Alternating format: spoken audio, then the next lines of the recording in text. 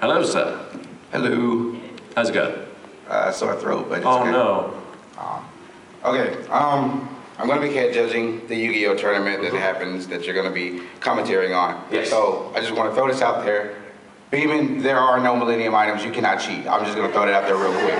But no, my question is, because I saw your shirt, I just have to ask, are you a WWE fan? Totally. Yeah, I mean, I haven't watched much, like, recently, but, like, the last 10 years... I'm sorry?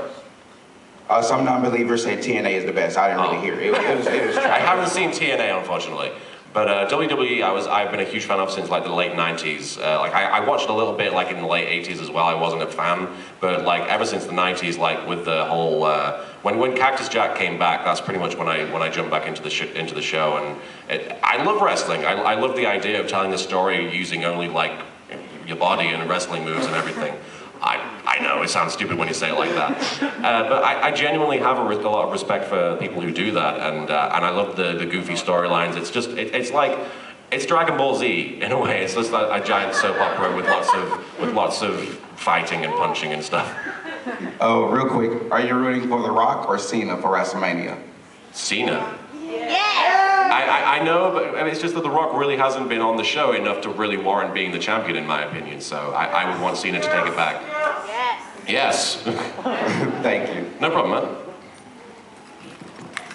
America. Hi.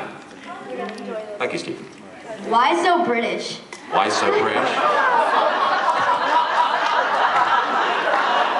My God, you can't just ask someone why they're British. See, now I want to look up the whole speech that he says and deliver it, but I don't remember the lines off by heart. So. I do. You do? Yeah. Somebody did the Why So British scene last time at MomoCon as well. Somebody came up and he was cosplaying as Jaden, I think. I remember that. Yeah, I remember it as well. I'm going to look it up. I'm going to look up the Why So British speech. But to answer your question, like, legitimately, I'm not British anymore. I moved to America, so technically, I'm not British anymore. I'm a resident of the country. So that's pretty awesome. Here we go. I found it. How does it feel being a Yankee? Do I qualify as a Yankee, really? What is a Yankee exactly? A New Yorker. Being from New York? I live in LA. I'm a lanky. Okay, here we go. My father was a drinker. One night he went a little crazier than usual, so my mummy got the teapot to defend herself. He didn't like that, so he pours boiling hot tea all over her. Then he comes up. You guys are laughing. Third-degree burns are hilarious. So he comes at her with the teapot. So he comes at me with the teapot, and he asks, "Why so British?" Does that answer your question? Fantastic. America.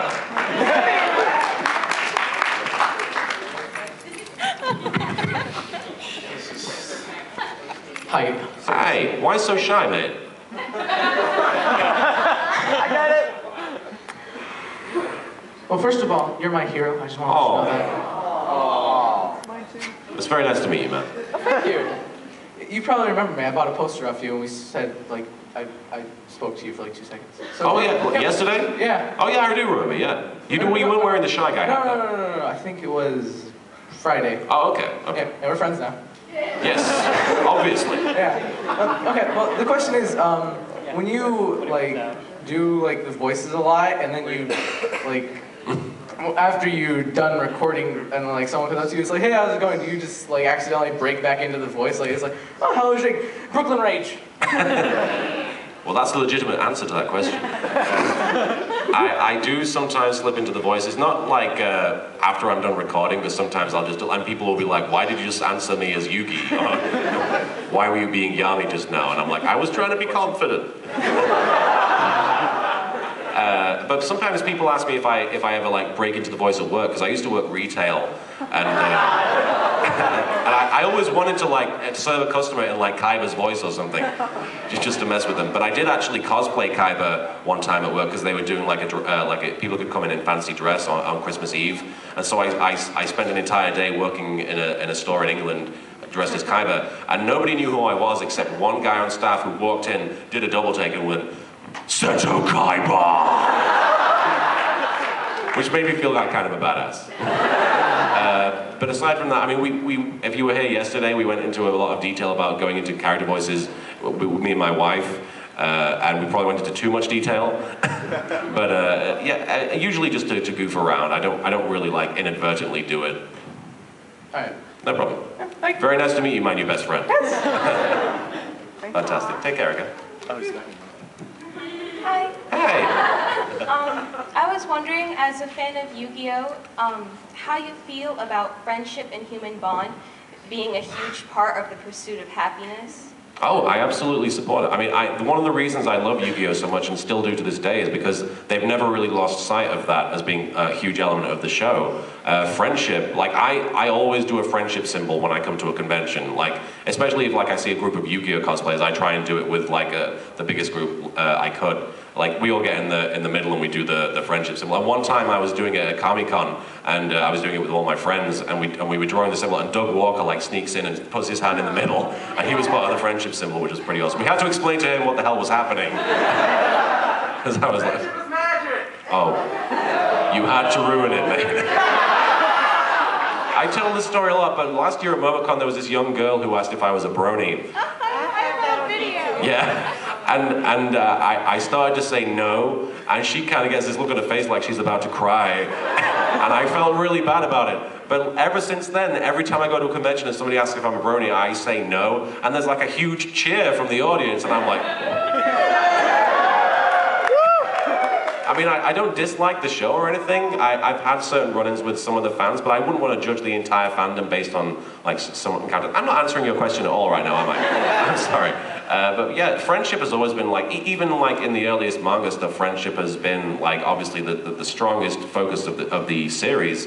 And I do actually have a story that relates to it. We were at Anime Evolution in Canada in 2010, and me and Team 4-Star were reading from the manga, and we were doing like individual characters, like Kaiser Neko was playing Joey, I think Lani Pator was playing Kaiba, and he did a great job.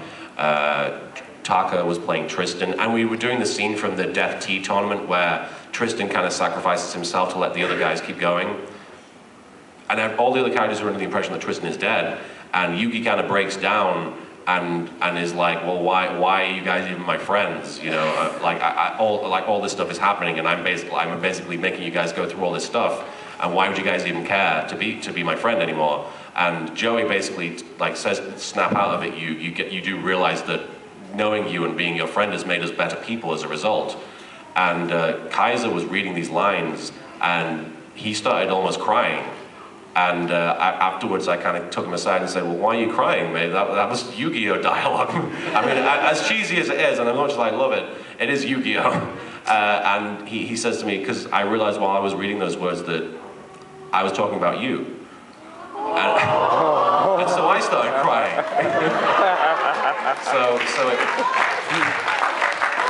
So the whole friendship theme obviously resonates with me and my group of friends very, very deeply, and as long as Yu-Gi-Oh keeps showing that, I'll always love the show, and I'll always love the manga and the series, and Kazuki Takahashi's work has just been a tremendously positive effect on my life. We're all friends now.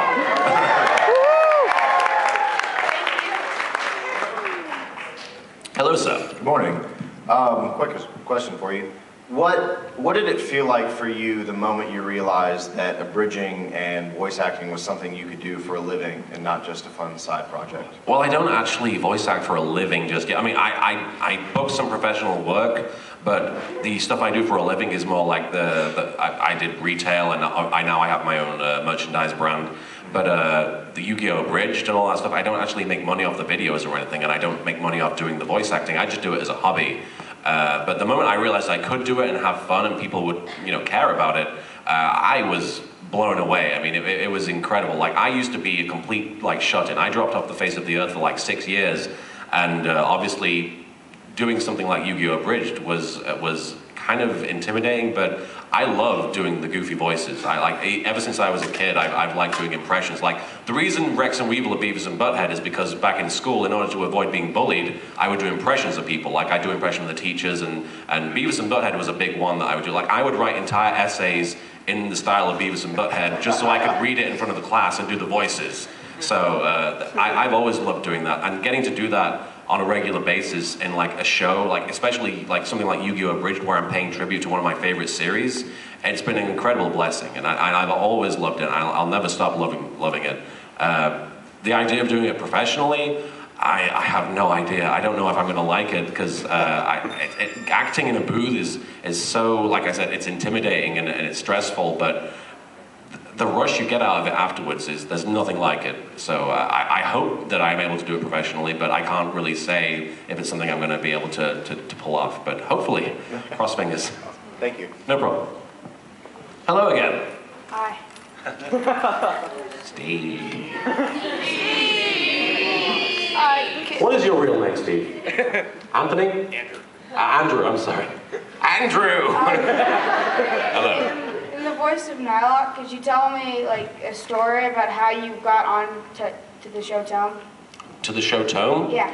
Like how LittleKuriboh got onto Tome in the style of Nylock? Like how you, yeah. Okay. Well, once upon a time, there was a young squire named Kabotha, and he had this show called TTA, and it was in the old days of Newgrounds, the land of Newgrounds that has been long forgotten since then. Oh, there.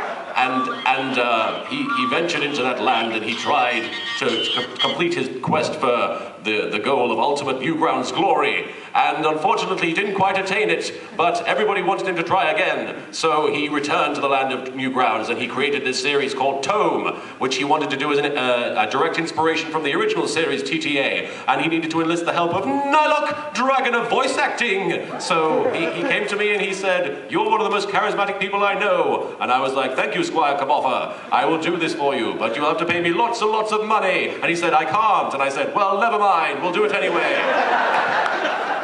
And that was how it started. Okay.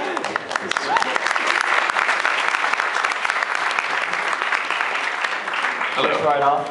I'm sorry? Just right off. I love you. You love me? Yeah. I'm rather fond of you. Oh, jeez. Very disturbing. Who is your favorite voice that you do, and can you say your favorite line that he does? My favorite voice in general? Yes. Okay, it's because my favorite voice to do is Naruto.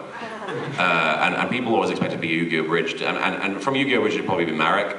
But Naruto, my favorite line is Naruto is probably my favorite, but my best and my worst line that I've ever written. And it's, "I can't stop pooping!"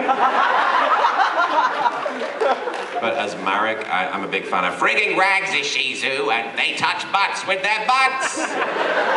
All the dumb, goofy lines. I'm very puerile in my sense of humor. Thank you. Boxy boxes, there you go. Sweet. Hello. Hey, what's going on? Not much. So, this is my first MomoCon I've been to. Oh, fantastic. And Congratulations. It's my first time in Atlanta as well. But I'm actually completely blown away by this con, and I know you're a part of it. Well, I'm a part of it as a guest. You're part of it as, you know, making it an awesome con. Well, so are the staff, and I'd like to say a big thank you to the staff.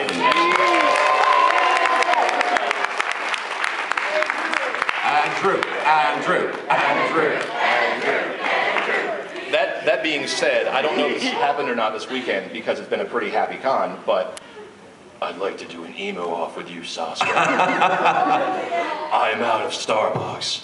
Okay. Hey, Sasuke, I challenge you to an emo off. Fantastic, because I'm feeling especially emo because of daylight savings time.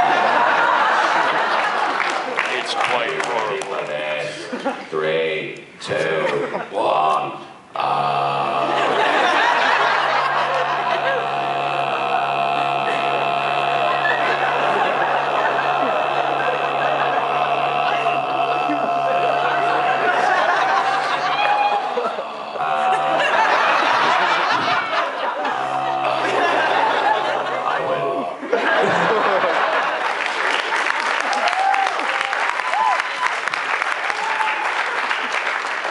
Curse you, Sasuke.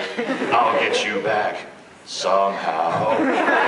No, Sasuke's brother, I will get you back somehow. And when did you grow a beard? It looks good on you. Between regular Naruto and Shippuden. We have time for one more question, and then I'm going to show, I'm sorry guys, and then I'm going to show the video. But if you guys have any more questions, feel free to follow me. I'll be heading out through the double doors over there. Follow me to the dealer's hall booth and ask me any questions you want, or even just to say goodbye, because obviously I have to leave in like 4 hours. But I'll stop you. hello, Kenny, right? Yeah. Fantastic. My birthday's on Tuesday, and I was wondering if you could sing happy birthday to me in Merrick's voice. Absolutely. What was your name? Jordan. Jordan? Yeah. Okay. You guys can all join in, by the way. 3, 2, 1. Happy birthday to you. Happy birthday to you. Happy birthday, dear Steve. Happy birthday to kill your family. Kill your family.